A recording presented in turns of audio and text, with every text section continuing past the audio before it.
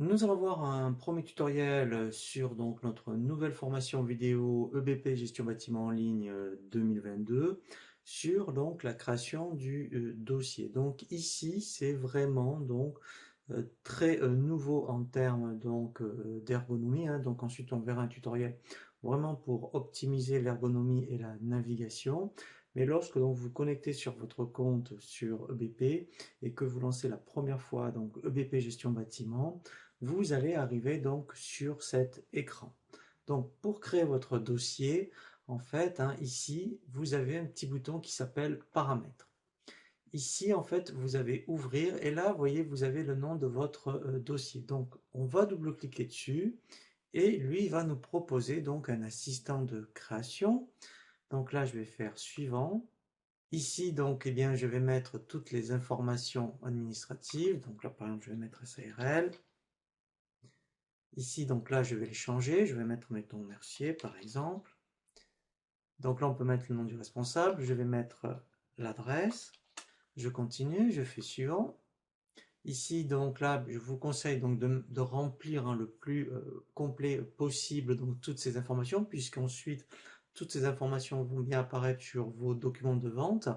Donc ensuite, ce qui est très important ici, c'est le numéro de TVA Intracom et ici votre mode de calcul de la TVA. Alors, sachant que ici, effectivement, on a plusieurs modes de calcul. Donc nous, on va voir les trois hein, pendant la formation. Par défaut, je vais laisser au débit.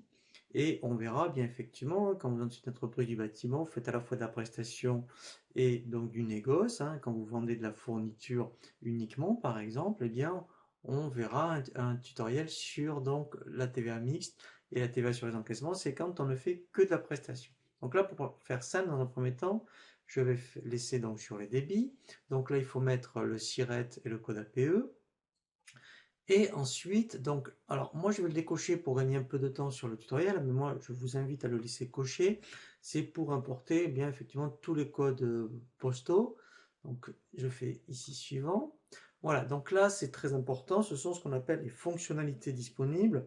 Donc ici en fait on peut activer ou désactiver à tout moment donc des fonctionnalités. Donc moi ce que je vous conseille dans un premier temps, pour bien rentrer dans le produit, moi, je vais donc désactiver, par exemple, gestion analytique et gestion du planning. Comme ça, on va déjà avoir pas mal de fonctionnalités et petit à petit, on reviendra ici et on activera ici donc d'autres fonctionnalités. Je continue, je fais suivant et je fais lancer. Voilà, donc là, il m'a bien créé mon dossier. Donc là, je fais fermer. Donc là, je vais avoir un tableau de bord hein, qui est vide pour l'instant. Mais voilà, ce qui est très important, c'est d'avoir surtout cet écran d'accueil. Donc ensuite, eh bien, effectivement, on va voir un tutoriel pour vraiment maintenant optimiser donc l'ergonomie et la navigation de ces nouvelles versions, hein, donc qui est vraiment très différente donc des versions précédentes.